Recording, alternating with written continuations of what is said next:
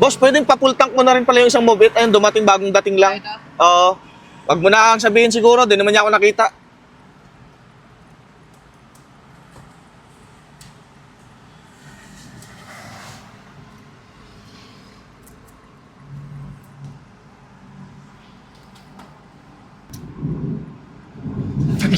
Tinuro pa talaga ako. Pabira naman talaga, oh.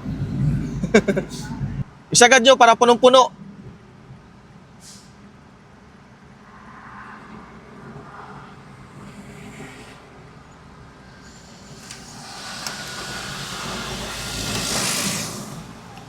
Full tank na siya? Full tank na? Sige. Thank you, ah. Sticker, sir. Thank you, sir. Salamat po. Sabi ko, wag na ako ituro eh. Ingat kayo, ingat.